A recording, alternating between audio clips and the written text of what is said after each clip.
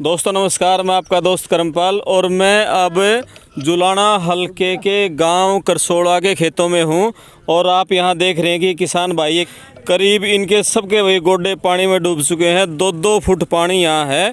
और मैं भाई को, कैमरामैन साथियों कहूँगा कि दिखाए एक बार ये पानी यहाँ इस नाली के नीचे से और इधर से ये निकल रहा है बाहर। और यहाँ कुछ गांव के किसान भी मेरे देख के ये इधर आए हैं, इनसे भी हम बात करेंगे कि कितने। आप एक बार सारा कैमरामैन दिखाओ साथी एक बार कि वहाँ तक जो धान की फसल है भाई, धान के पेड़े भी सारे जो है पानी में डूब चुके हैं। और ये उम्मीद नहीं है कि पानी यदि नहीं निकला तो ये फसल होने की उम्मीद बिल्कुल भी नहीं है, ये फसल ख़त्म हो सकती है। और कुछ किसान यहाँ पर हैं, इनसे मैं कैमरामैन साथियों कहूँगा कि एक बार इधर आए। नमस्कार सर। नमस्कार जी। क्या शुभ नाम आपका?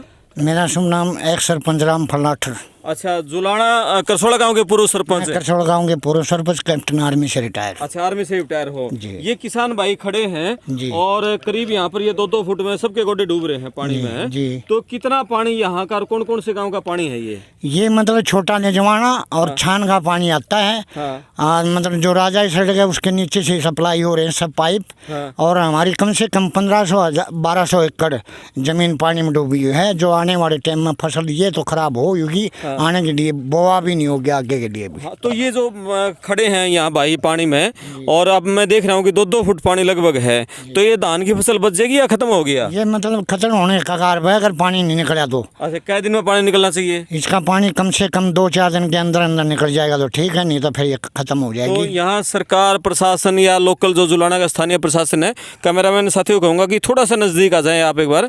तो यहाँ जो लोकल प्रशासन है कुछ कर रहा है समाधान वो इसका? कोई प्रशासन नहीं है। हमारे मतलब गांव के लोकल हैं, ये जैसे विजेंद्र है। हाँ। यही मोटर की कार्रवाई पानी निकाल रहे हैं। बाकी प्रशासन ने हमारे को कोई मदद नहीं दी है। हाँ। सिवाय नुकसान के मोटर लाए हैं तो उस पर भी मुकदमा और जारी कर दिया है। अच्छा। कि बोले आप मतलब मोटर चुरा लाए हो बिजली घर से। अच्छा। इसलिए हमें बहुत दिक्कत है। यहाँ प्रशासन कोई इस हल्के का विधायक कुछ नहीं कर रहा है, न सरकार कर रही है जी। अच्छा, तो ये तो हर साल की समस्या है, इसका स्थायी समाधान क्या हो सकता है? स्थायी समाधान इसमें एक ड्रेन निकले तभी हो सकता है, वरना तो ऐसे ही जी मतलब लड़ाई के कगार पे है गाँव। हाँ। एक दूसरे के मतलब खेतों में पानी जाता है तो नुकसान के कगार पे है। ड्रेन कहाँ से कहाँ तक होनी चाहिए? ड्रेन ये नदी के जाने चाहिए हमारे मतलब गांव से लेकर। हाँ। अरे छोटा लिजवाना होती है नहर में पड़ जाए तभी। अच्छा, करसोड़ा गांव से छोटा लिजवाना होता हुए नहर तक जाए, ये ड्रेन निकलनी चाहिए। ये ड्रेन निकलनी चाहिए जी। तब इसका समाधान है, समाधान हो सकता है। अच्छा, ये बताओ जैसे पिछले साल भी ये पानी था इधर? पिछले साल भी कम से कम भी हमारी 600 एकड़ तो बुआ नहीं हुई। हाँ। और जो धान हुआ था वो भी उसके दोगुनी पेमेंट करके बहुत नुकसान हुआ है जी भारी। अच्छा, जो फसल खराब होती है इसका मुआवजा मिलता है क्या आपको? अभी तक कोई मुआवजा नहीं मिला है जी। पिछले साल का मुआवजा आया है? नहीं आया जी, कोई मुआवजा नहीं आया। अच्छा, कैमरामैन साथी थोड़ा नज़दीक आए। मेरे साथ यहाँ जो जुलाना हल्के के कांग्रेस नेता हैं, युवा नेता हैं और खुद किसान भी हैं, मंडी में आड़ती भी हैं, जगबीर डिगाना जी, उनसे भी हम थोड़ी बात करांगे। जगबीर जी नमस्कार। नमस्कार। तो आप, मैं देख रहा हूँ कि बड़ा एक्टिव है यहाँ फील्ड में, तो ये पानी है यहाँ पर, तो किसानों की बड़ी समस्या हो रही है। आप किसी भी गांव में चले जाओ, जुलाना हल्के के या टिकाना निडाना और ये उधर लजवाना से लेकर जिधर जिस भी आप गांव में जाओगे, यहाँ करसोड़ा में ये पिछले साल भी ऐसी स्थिति थी। यहाँ पर गेहूं की बिजाई नहीं हो पाई। अच्छा। और जीरी खराब हो गई थी। जीरी भी मतलब पानी से निकाली थी किसानों ने। अच्छा। और कुछ ही हुई थी वो। तो इस तरफ प्रशासन का कोई ध्यान नहीं है। और करसोड़ा गाँव खासकर और ये बूढ़ा खेड़ा और साथ में जो 2-3 गांव हैं। हाँ। यहाँ तो बहुत दयनीय हालत है। तो यहाँ जैसे ना ये हर साल हम देखते हैं कि जब मानसून आता है, मानसून में हर साल यहाँ हज़ारों एकड़ जुलाना हल्के में डूबती है। जिन ज़िले में सबसे ज़्यादा यदि मानसून का असर है तो सबसे ज़्यादा जो फसल का नुकसान है जुलाना हल्के में होता है। पीछे वीरेंद्र सिंह ने भी आपके डिगाना गाँव में कई गाँव में दौरा किया था, उन्होंने कहा था कि मछली पालन और इस तरह से हम कुछ काम करेंगे। तो क्या इसका कोई स्थायी समाधान प्रशासन या सरकार क्यों नहीं निकाल पा रही?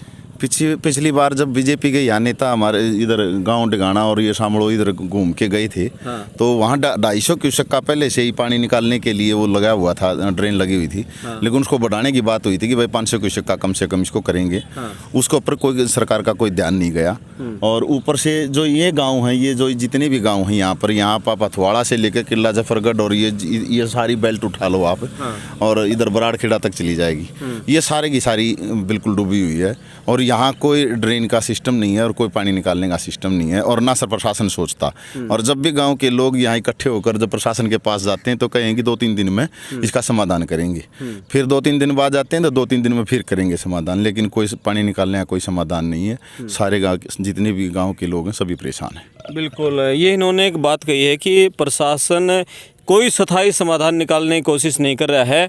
कुछ है कि जब कोई किसान को ज़्यादा विरोध दिखता है, किसान गुस्से में दिखता है तो 1-2 मोटर लगा देते हैं, लेकिन वो मोटर ये है कि बस बारिश का पानी थोड़ा निकल गया, किसानों को शांत करने के लिए होती है। लेकिन आखिर सवाल सबसे बड़ा यही है कि स्थायी समाधान इसका क्यों नहीं ढूंढा जा रहा है, क्यों? आप बाबू जी ये बताओ कि आप जैसे पिछली बार भी वीरेंद्र सिंह ने भी कई गाँव का मैंने देखा था, यहाँ दौरा किया था उन्होंने, है ना, और हर बार नई नई बातें प्रशासन कहता है कि कभी हम यहाँ किसानों की भी फसल डूबती है, मछली पालन का हम कोई सिस्टम शुरू कराएंगे, केंद्र से या राज्य सरकार से बड़ा प्रोजेक्ट लेकर आएंगे।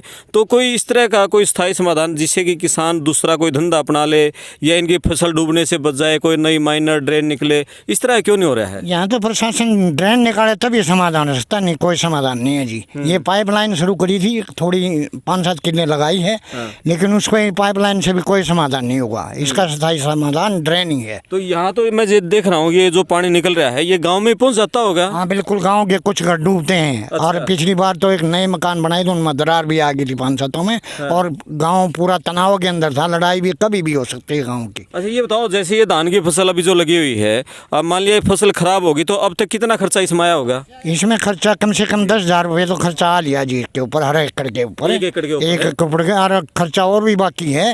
अगर ये डूब गई तो खत्म ही हो जाएगी, आगे खर्चा की होगा, खर्चा मिलेगा नहीं धान मिलेगा। और इसका मुआवजा कुछ मिलना नहीं? कोई मुआवजा नहीं मिलता धान के लिए, सरकार ने मना करा क्या सर कि धान का कोई मुआवजा नहीं मिलेगा। ये बहुत बड़ी एक चिंता की बात किसानों के लिए है भाई, जो धान की फसल है उसका कोई मुआवजा नहीं दिया जा रहा है। यो जो मुआवजा है, जींद जिले में मुआवजे के कितने केस पेंडिंग हैं और क्यों मुआवजा नहीं दिया जा रहा है, क्या क्या इसमें अड़चने हैं, इसके ऊपर हम एक विशेष स्पेशल एक स्टोरी बनाने जा रहे हैं अगले कुछ दिनों में। आप पड़ताल टीवी पर उसको भी देखें। किसानों की समस्याएं सरकार तक, प्रशासन तक पहुंचने के लिए किसानों के बीच हम पहुंचेंगे, उनकी समस्याएं दिखाएंगे, लोगों से बातचीत करेंगे और कहीं ना कहीं उसका एक स्थायी समाधान ढूंढने की तलाश करेंगे। प्रशासन सरकार को बताएंगे लोगों से बातचीत करके कि आखिर स्थायी समाधान इसका क्या हो सकता है। आप वीडियो को ज़्यादा से ज़्यादा शेयर करें, चैनल को सब्सक्राइब करें। मैं आपका दोस्त करमपाल, धन्यवाद।